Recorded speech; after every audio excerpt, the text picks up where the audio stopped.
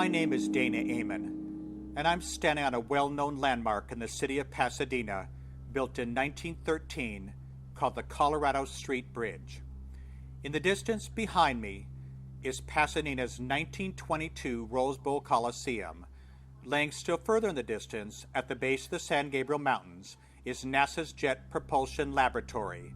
Established in October of 1939, JPL has become one of the country's leading research facilities dedicated to the study and exploration of outer space. Now you may be wondering what a backdrop like this could possibly have to do with our second segment of Beyond Normal.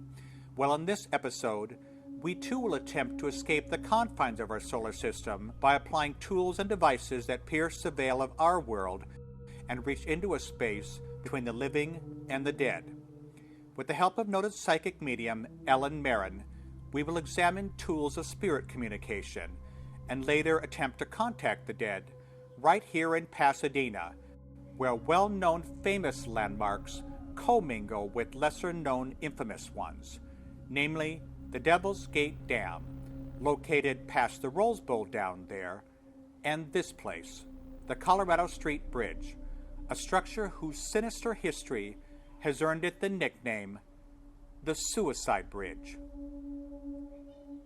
Since the beginning of man's time, we have searched for answers to explain our existence. Those that attempt to examine events that cannot be understood by the laws of the world we know use the term paranormal to describe activities that appear to defy rational explanation. If you'd like to travel for a while into this void of uncertainty, you're welcome to join us, and together enter a space we call Beyond Normal.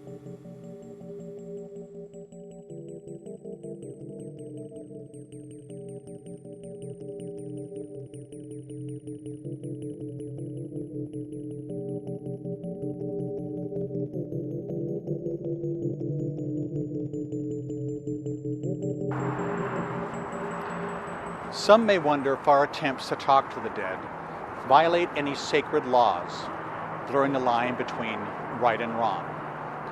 Other observers consider communicating with spirits to be a significant breakthrough in mankind's eternal search to know what and who we really are. Yet there's still that fear that such exploration is not altogether safe.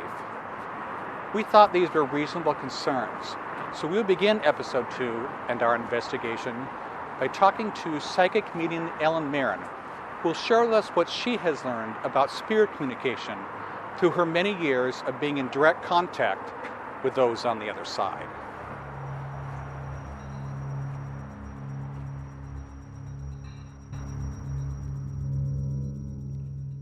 Teacher, mentor, researcher, lecturer, and spiritual counselor are but a few words that describe Ellen Marron. Miss Marron comes from an ancient lineage of sensitives grounded in the Irish tradition, and she has devoted over 30 years of her metaphysical career educating her students through a unique style of psychic development and mediumship. Graduating from her secular vocation as a high school physics teacher in 2010, Ellen's lifelong passion for teaching now incorporates hands-on lessons about the nature of personal and universal energies that bring to light mysteries of the unseen soul. Students in Ellen's workshop learn of their coexistence with spirit and come to understand the principles of energy that pervade all forms of matter. It is believed that such knowledge will help open communication with loved ones and personal guides on the spirit plane.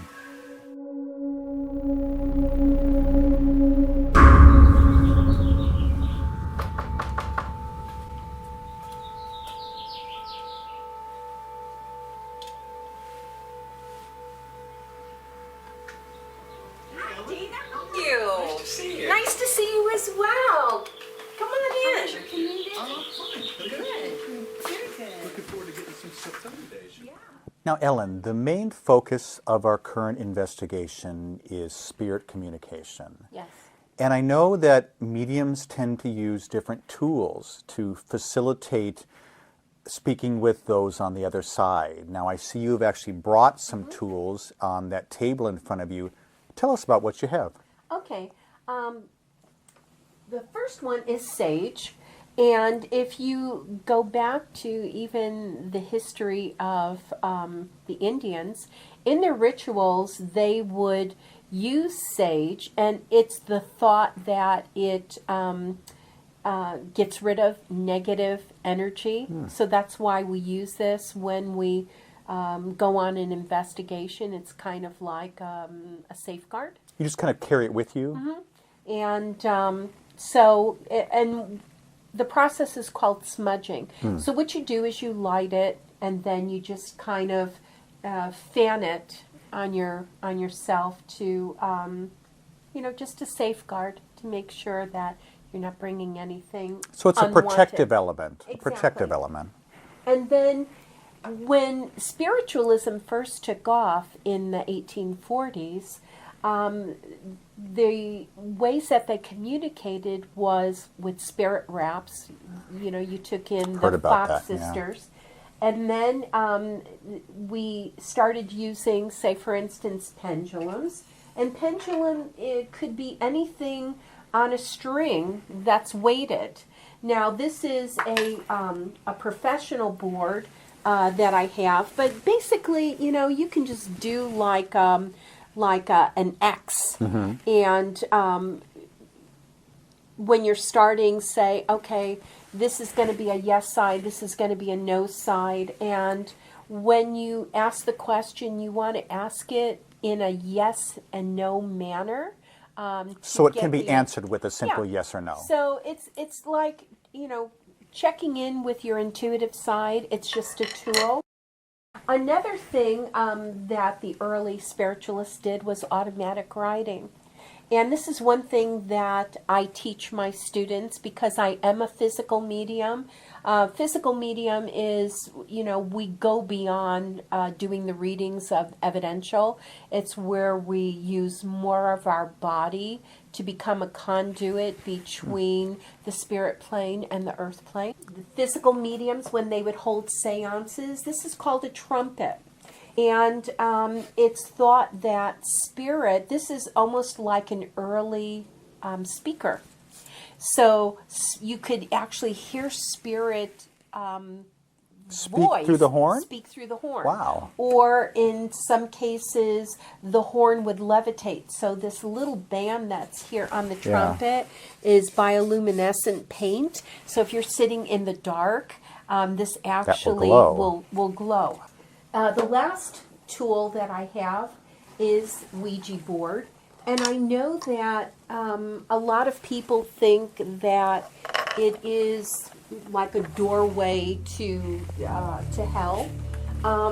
But unfortunately, a lot of young people go in because they want to speak to ghosts. Well, I think we've all heard a lot of negative things about using Ouija board and some very unfortunate occurrences that people have had as a result. Yes, but again, it's all about intent.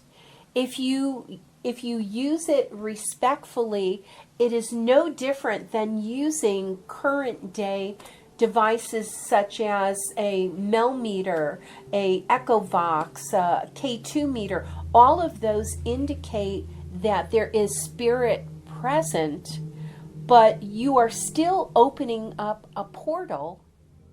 Which is something that people accuse the Ouija board of doing very often. That's right. And unfortunately, most people think that the only thing that comes through is evil.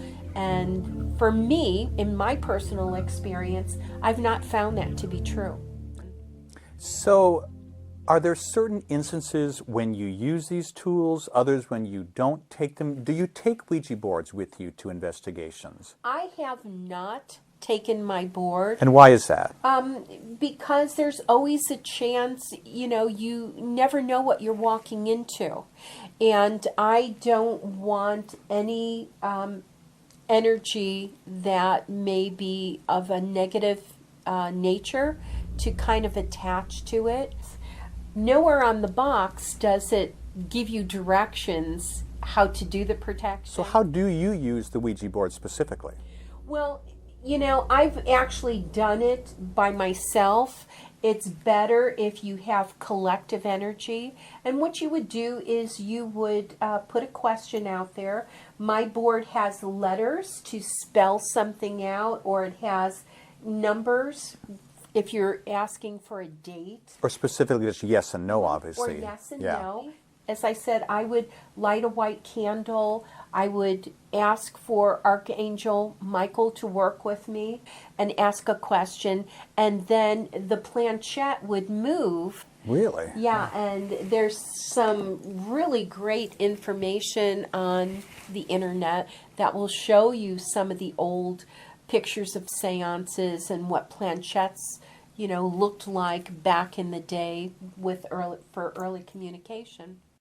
Are there any tools, Ellen, that you don't have here that you advise people to completely stay away from? No, because we all have free will. That's the choices we make, and it all goes back to intent. I don't poo-poo anyone that wants to bring one and use it, because I don't look at it any different as I would with the new digital equipment that's out there. You are opening up a door. What are your thoughts about doing this type of investigation? Are we violating sacred laws? Is this something we should not be touching upon at all? I think there is good and bad in everything. And the most important thing to remember is the intent. Why are we doing this? Okay. And with most investigators, I think we tend to be as respectful as we possibly can. And so when I'm called in to do an investigation, I always draw on my strength. I call upon my angel guides to work with me that day. As I said in the first episode, even though I'm a spiritualist, I have a strong faith in my religion, and you really need to have that. And so I always wear my angel, my Raphael angel. I have my father's cross that I wear. So these are part of the preparations you do for pretty much every investigation that you do these days? Just about everything that I do, not only investigating, but working with spirit. So a lot of these are forms of protection, yes. Basically. You are protecting yourself for an upcoming investigation to prevent some kind of either mental or physical, perhaps, yes. harm to you. Yes. And so some of those steps that you do take are... Well, again, I call upon my faith. I do have my medals. I do have a feng shui little 8-sided mirror and a coin that I tuck away in my person. When I get to the site, I will usually have everyone do some type of a prayer depending on what their faith is. And we always ask for the highest to work with us on the investigation. And the most important thing is know who you're going to be working with. What is their purpose or what is their intent? The team of people who run the investigation. Yes. And generally, in terms of the tools in front of us, your tools are geared more towards contacting a spirit, while the investigator's tools are geared more towards showing the presence of a spirit. Is that correct? Well, with some of the newer equipment, you now have EchoVox, which speaks in real time. And Spirit spoke to, it gave me intelligent responses in real time. So the technology is growing by leaps and bounds. And it's kind of bridging the gap between simply reading something in an environment versus actually making the contact with the spirits. That's right. And again, these are the more traditional, earlier tools. And these, of course, are the current and future. Yeah. And Spirit loves anything digital, anything fiber optic. Off camera, Ellen had suggested that we talk to a good friend of hers before we investigated further. Novelist FJ Lennon, author of The Devil's Gate, a book that examines the dark history of Suicide Bridge and the Devil's Gate Dam. Now, I grew up just outside Pasadena and remember the Colorado Street Bridge and its nickname, but knowing this didn't prepare us for the numbers of people we learned had taken their lives there. It was truly disturbing. FJ lives back east now, so we've set up our interview over Skype. We're here with FJ Lennon. He wrote a book called Devil's Gate, which is a novel about the Devil's Gate Dam in Pasadena, and he is also an expert on the Devil's Gate and as well as the Suicide Bridge in Pasadena. Hi, FJ. How are you tonight? I'm good, Dana. Thanks for having me. You're very welcome. Can you start off by telling us what your background is and what your interest is in these sites in general? Well, my interest in the paranormal stems back my entire life, starting with childhood. But particularly Suicide Bridge and Devil's Gate were the backbone of the novel that I wrote called Devil's Gate. They're both located in Pasadena, California. They're both paranormal hotspots with long histories of ghostly activities, of possible demonic influence. So these are sites that, having lived in Southern California 18 years, I was well aware of these places, and I thought they would be, great subject matter for fiction. But as I began to research and investigate and think about how I would approach things from a fiction perspective, I delved into the actual history of these places. The novel, Devil's Gate, is a fictional story of a group of paranormal investigators who become entangled in the mystery surrounding Pasadena's infamous Suicide Bridge and its connection with Devil's Gate.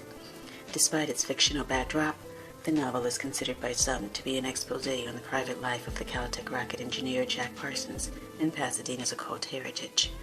The book explores actual events that occurred in 1946 at the Devil's Gate Dam, which now sits in the shadow of NASA's Jet Propulsion Laboratory, founded by Jack Parsons himself in 1939. So you've obviously visited both sites many times. You've done investigations at both sites. And I believe you've actually investigated the sites with medium Ellen Marron, correct? I did. When I first started to consider the locations for the novel, I had just met Ellen. And as I began to write the novel, there was a suicide at Colorado Street Bridge. Wow. And it was an intense situation for me because I was literally sitting there writing, and the phone rang, and it was a mutual friend of Ellen and mine, and she said, "Did you hear the news? Someone, just within the last hour jumped off the bridge." And it really hit home. And so a week later, Ellen called me and said, I'd like to go there. I'd like to see if I can pick up on any of that energy that of the person who jumped. So why do you think people are drawn to that site? Is it just because it's there, or is there more to it than that? I think there's two things that happen when people end their life. There's an immense amount of emotional energy that gets attached to that land. The energy that amasses down there, the stronger it becomes and the bigger frequency it gives out. So if people are, feeling hopeless, they might pick up upon this energy and be drawn there. And, that area under the bridge has a long history that predates the bridge itself. In the 1800s, there was a wealthy family that lived under the bridge in a big house with orchards. And then predating that, there were the Gabrielino Shoshone Indians. The Native Americans of Southern California lived in that area, thrived in that area. So you have a land with a long history, thousands of years of culture and civilization. So I think it's just a very powerful spot. And unfortunately now it's associated with something very negative. FJ's point about the bridge's negative connection to suicide did seem a contradiction to us. The structure's beauty is something to be proud of. Certainly by just looking at this bridge, we didn't understand the phenomenon, but the records of death here clearly indicate something is going on. We'll be returning to FJ's interview during the investigation. This would be our first experience working with a group of paranormal researchers out of Orange County, a group that had already researched the sinister back history of the bridge and was prepared to investigate the area. We also use ghost radar, which some people don't like. We have found great results with it. We have the spirit box and REM pod. Yeah, and we have a couple different experiments we can do using some of the equipment. So we have a regular EVP sessions. One of the things that we've encountered before is using our spirit box and using different techniques to kind of get responses. We'll be demonstrating those tonight. Yes, we will.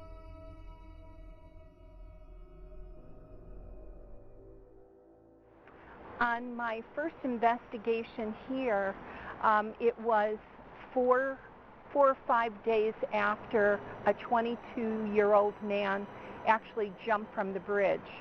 And it was an early morning jogger that found his body in this location. There were actually 2 jumpers that week. The first one was a mother of 3 who jumped to her death as well. And both in the same spot. Are you getting any impressions in this area? I always get the sense of a lot of energy in this area.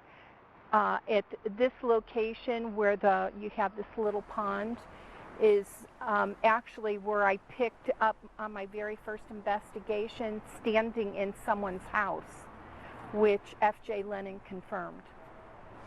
So when you tell me you get a sense of energy, what kind of feeling is that to you exactly? If it tends to be something that really wants my attention or tends to be a little on the negative side, I get very agitated. And other times it could be a sense of loss or sorrow. So it, depends on the situation and what I'm picking up at the time. As Ellen had mentioned during our interview, and as you'll see and hear in a moment, we didn't need a Ouija board to open any doors to the spirit world. Our investigators had plenty of digital equipment that would serve just as well. Filming us, and we were starting to point out everything we hear. Like we heard those particular branches right there in the wind rubbing against this wall. So we're going, okay, that's just branches rubbing against the wall. And we hear a voice. What's that voice coming from? And you could hear, we see people walking towards us, so we discounted that. So we went through the whole process of tagging every voice, every noise that we heard. When we played back the recording on the video, you can hear a scream. And it's, and nobody tagged that. I don't like to ask the questions about, I heard that too, another voice. There's a couple people there. It's definitely a male voice. Maybe it echoed off the wall. Maybe it echoed off the wall. Maybe it echoed off the wall.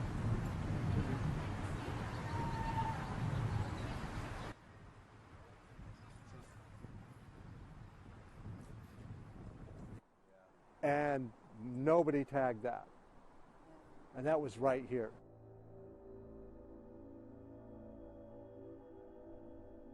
Residual. Yeah. So I'm like, I don't get a negative energy or feeling here. I kind of get it sad, sedated, but Right. kind of calming. I think you'll get that feeling the whole time you're down here.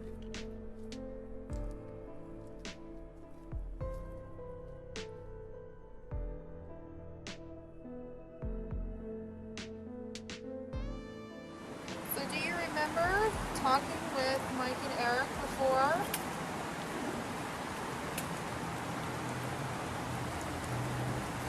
You asked them to bring you something?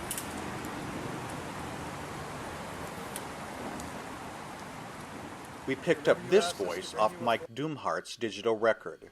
We don't know why, but apparently releasing the frog Eric Johnson found triggered some kind of exchange. All we know is that it would be the first of several we would capture that evening.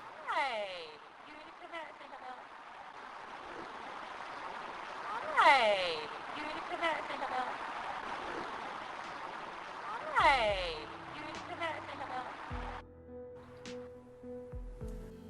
The next two voices were picked up over the spirit box, which is basically radio static cycled over a multitude of frequencies each second. One of the things I'd like to ask, if you can communicate, is can you say one of our names here? Can you say one of our names here? Can you say Whatever one of was our down names? in the arroyo liked using the Spanish equivalent of Christine's name, Christina.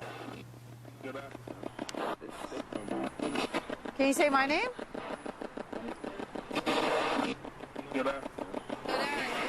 Can you say my name?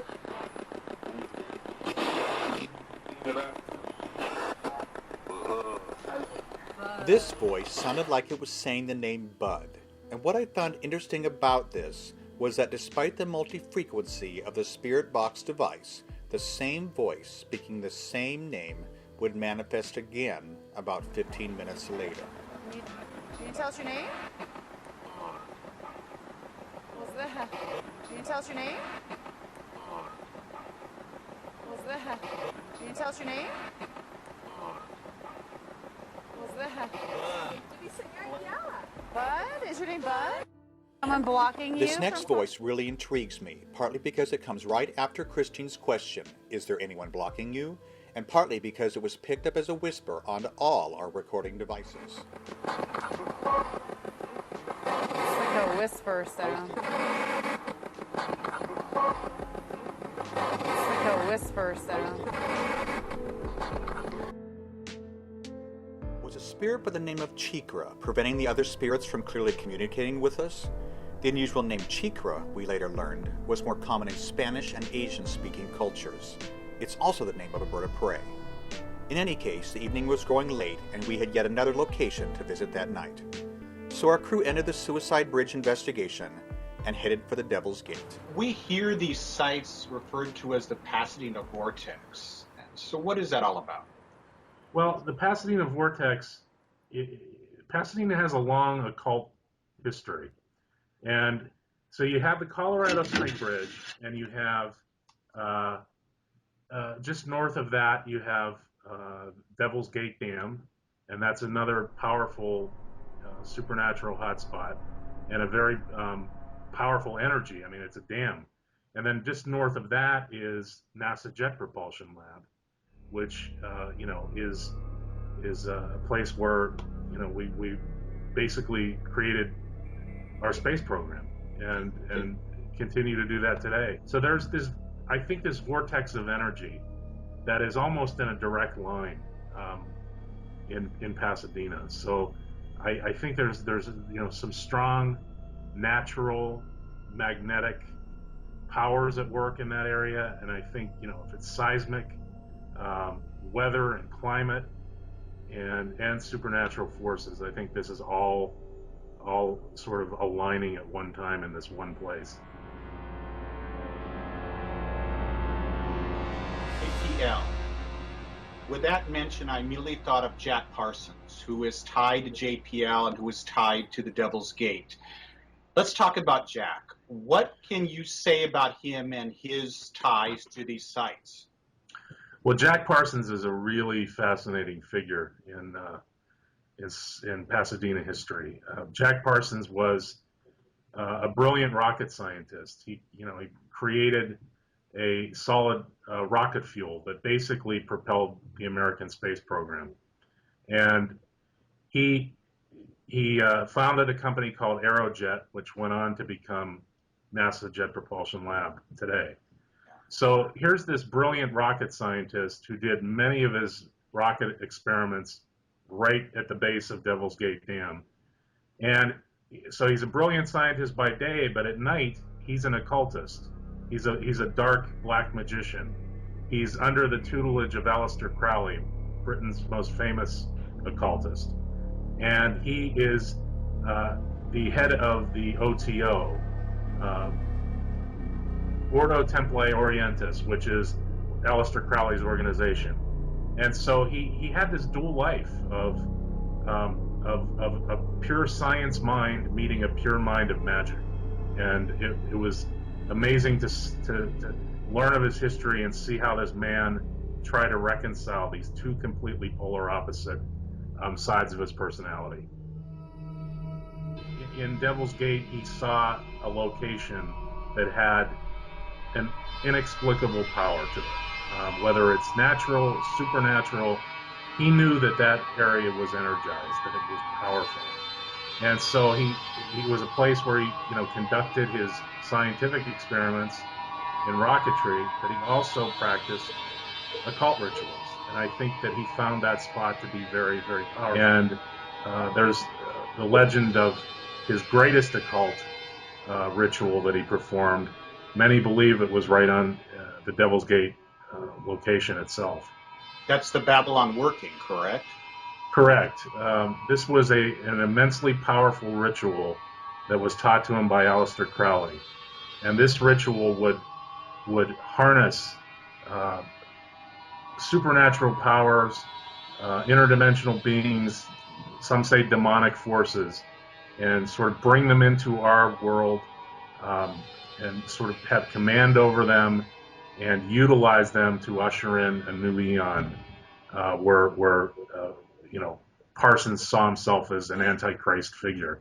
So he would have power over these elemental forces that he was summoning, and it was a ritual that he conducted with L. Ron Hubbard as his right-hand man. There were only the two of them, and they conducted this ritual over a series of weeks to summon this force called Babylon that would come in and usher in this new era.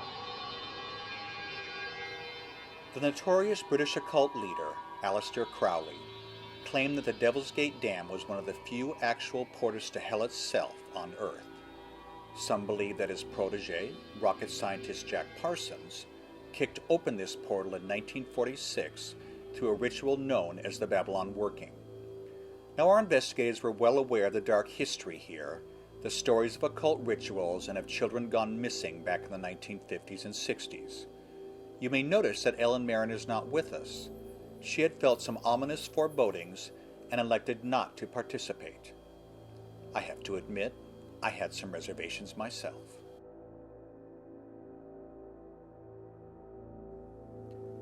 As the team came into the clearing below the dam, we could easily tell that the freeway noise coming from the 210 would make capturing EVPs that night nearly impossible.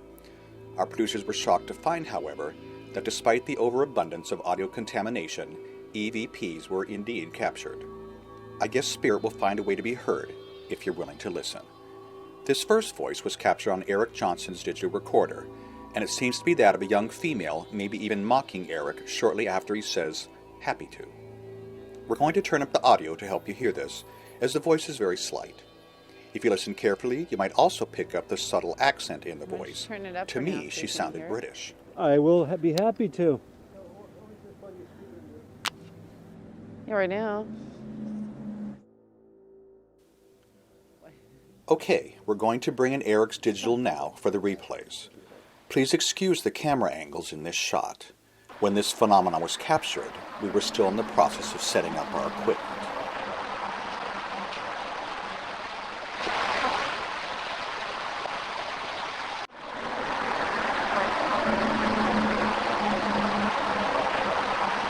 Watch out for the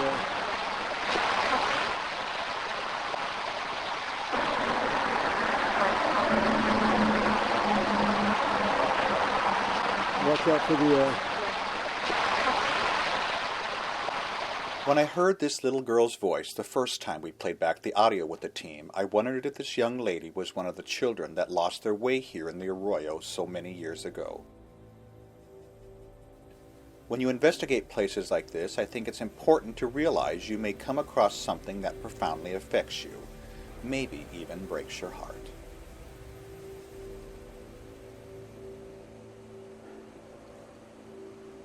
I'm not understanding why you would be here.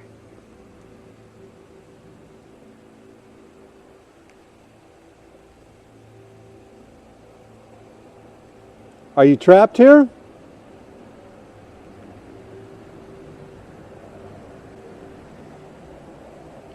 Or is it something you enjoy? Do you enjoy being down here and intentionally trying to scare people. The team began a ghost box session about 30 minutes into our investigation. A ghost box will pick up what I like to call secondary voice phenomenon, voices riding radio waves.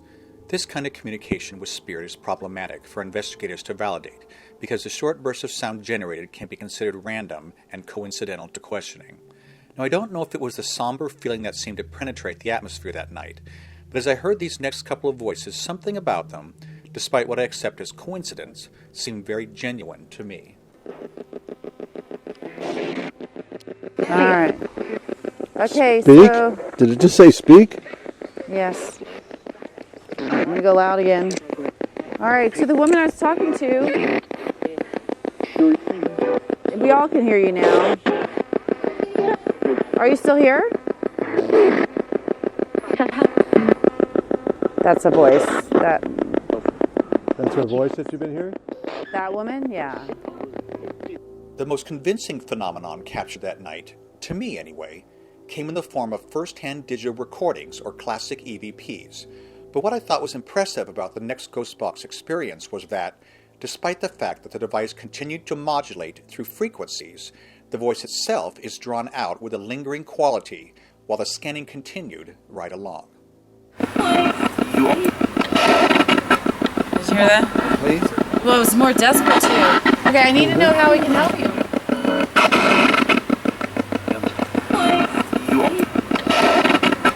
Did you hear that? Please? Well, it was more desperate too. Okay, I need to know how we can help you.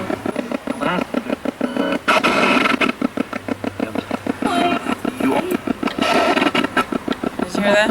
Please? Well, it was more desperate too. Okay, I need to know how we can help.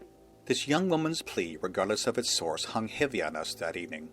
It was truly a depressing sound to hear. There would be yet one more voice that night that went unheard while we were there. Our producers discovered it sometime later on one of our camcorders' audio. It nearly went undetected.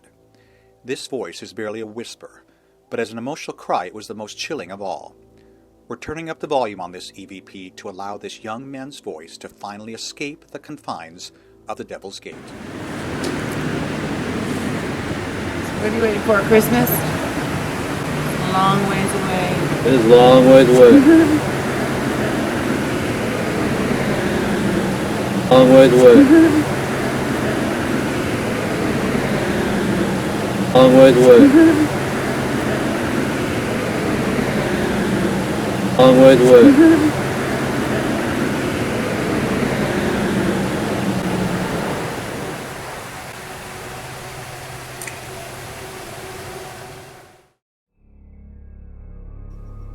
Did the many tragedies that have occurred within the Arroyo, the suicides at the Colorado Street Bridge, or the ritual Babylon working, open a vortex in the city of Pasadena? Was Aleister Crowley right about the Devil's Gate being a portal to hell? Maybe. We knew we were stepping into some kind of spiritual wasteland under the profile of that devil. The dark history and the people involved in the legacy of this place, if nothing else, are a warning. A warning that says if you come here looking for activity, you may just find it, and you may not end up leaving the same person you were when you entered. In fact, it's possible you could bring something or someone uninvited home with you on your way out. All I can say is enter here with a level of respect and hope that you garner some form of protection. We left the location wondering if the dead there struggle with the entities Jack Parsons may have unleashed in 1946 and whether our requests for protection were honored. I guess time will tell. From Beyond Normal, this is Dana Amann. Thank you for watching.